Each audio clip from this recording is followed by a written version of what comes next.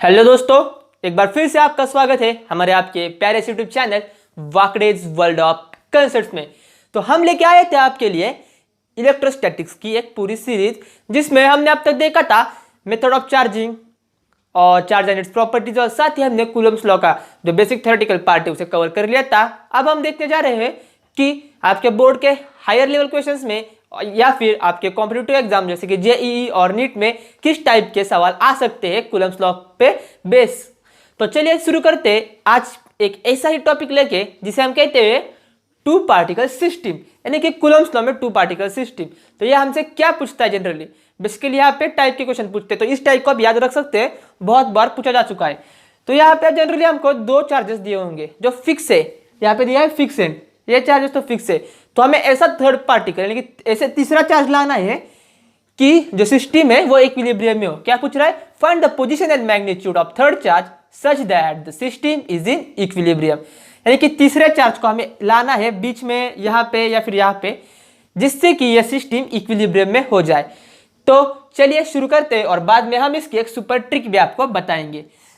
तो अगर हमें चार्ज डालना है तो हमारे पास तीन ऑप्शन होंगे कि आइदर हम इस साइड डालें या फिर इधर रखें या फिर इधर रखें। तो अगर हम इधर रखते हैं तो इधर अगर हमने पॉजिटिव क्यू ले लिया तो ये इसको रिपेल करता है और ये वाला भी इसको रिपेल करता है, तो ये इक्विलिब्रियम में नहीं है।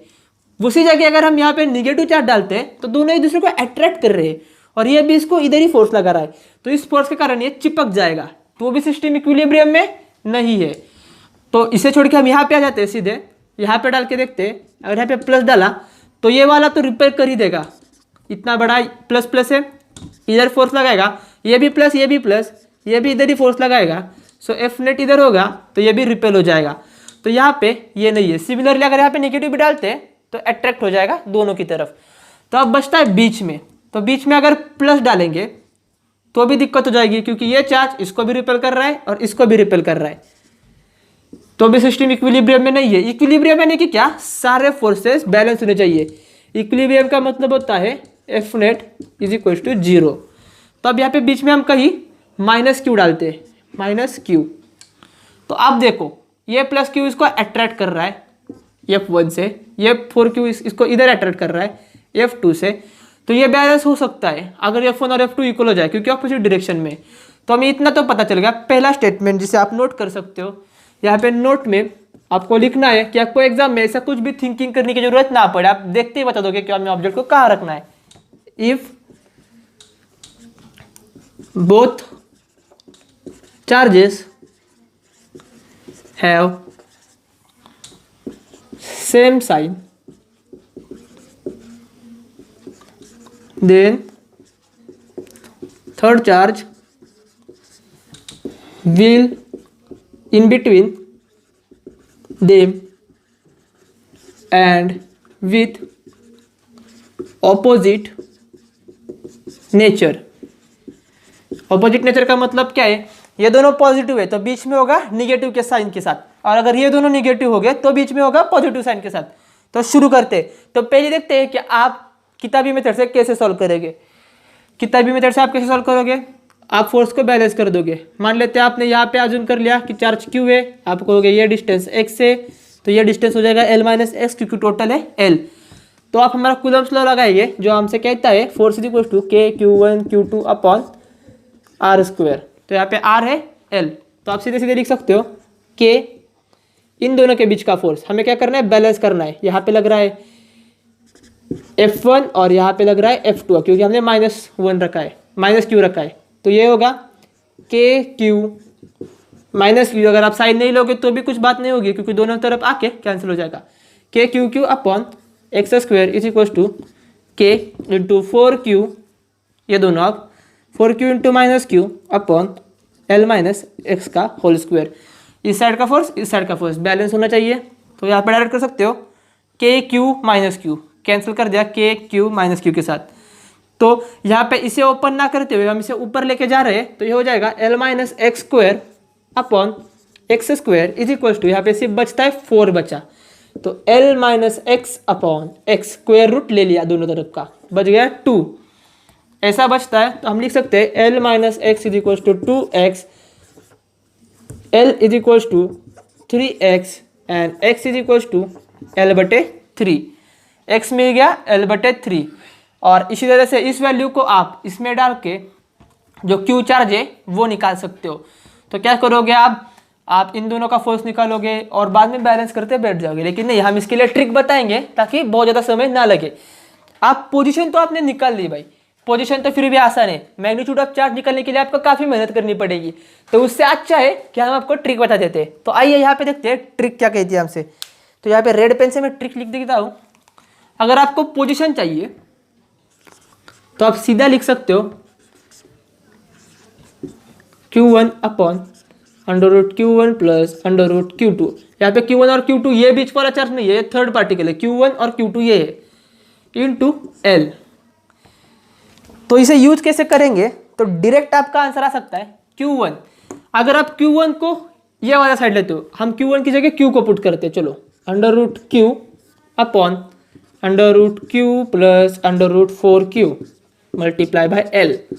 क्या आएगा, ये Q ये Q ये Q, तो हम यहाँ पे लिख सकते हैं √Q upon √Q into 1 plus √4 बचा, √Q को कॉमन लिया, कट कर दिए, 1 प्लस √4 को हम लिख सकते हैं 2 मल्टीप्लाई बाय L, तो वो आता है 1/3 मल्टीप्लाई बाय L जो कि है L/3। बेसिकली अगर आपको फॉर्मूला पता है तो आप बिना कैलकुलेशन किए, बिना पेंसिल उठाए सीधे देख के बता सकते हो L/3।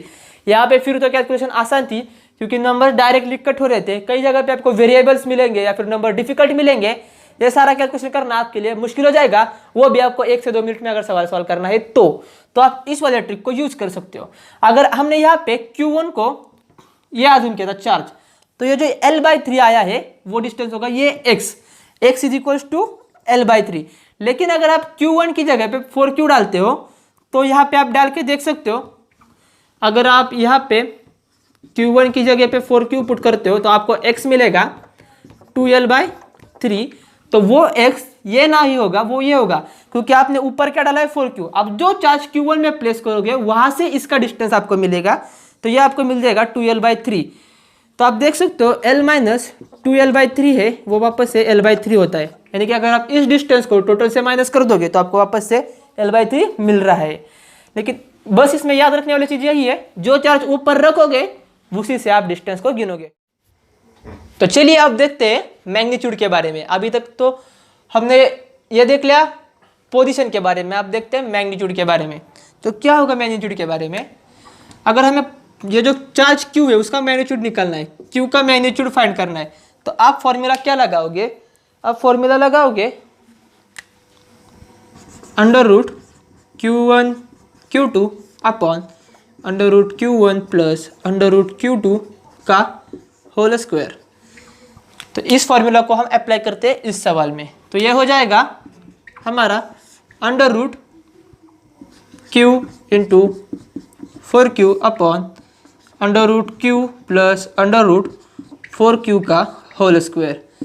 तो इसे सॉल्व करने पे हमें मिलता है Q स्क्वायर का Q हो जाएगा और 4 का 2, ये हो जाएगा ऊपर 2Q और नीचे √Q प्लस ये हो जाएगा 2√Q इसका होल स्क्वायर जो बनेगा 2Q प्लस 3√Q का होल स्क्वायर। सॉल्व करने पे बन सकता है ये 2Q अपॉन 9Q।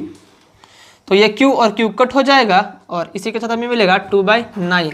तो यहाँ से हमें ये पता चलता है कि जो हमारा चार्ज है इसका मैग्नीट्यूड क्या होगा 2/9 ऑफ टाइम्स ऑफ Q। ये हमें पता चल गया इससे।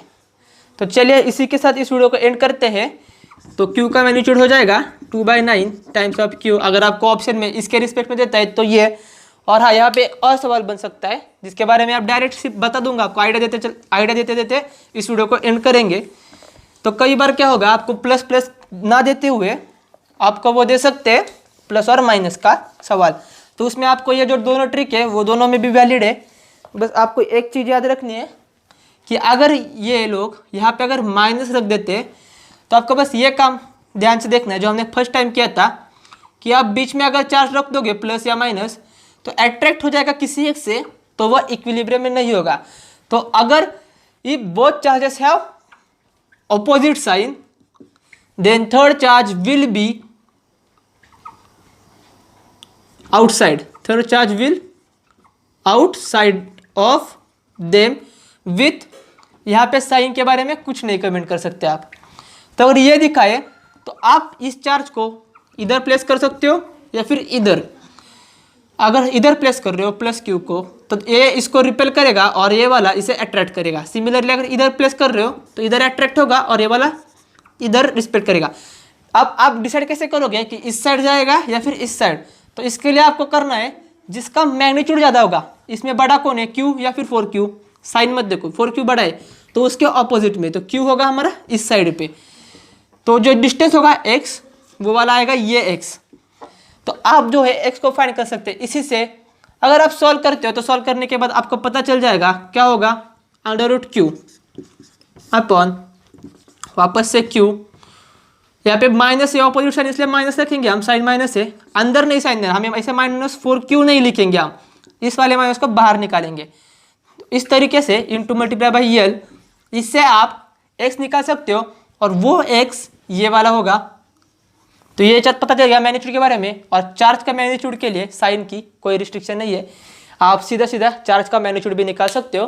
तो इसी के साथ इस वीडियो को एंड करते हैं। इसमें हमने देखा 2 पार्टिकल सिस्टम जिसमें पॉजिटिव पॉजिटिव यानी कि सेम चार्ज को कैसे करेंगे और अपोजिट चार्ज को कैसे करेंगे। तो अगर आपको हमारी टीचिंग पसंद आती है और आप चाहते हैं कि हम इसी तरह के वीडियो बनाते रहे तो हमारे इस वीडियो को लाइक शेयर एंड सब्सक्राइब कीजिएगा। और मिलते हैं आपको अगली वीडियो में। स्टे ट्यून्ड विद वाकडेज world of concept, learning today leading tomorrow. Thank you.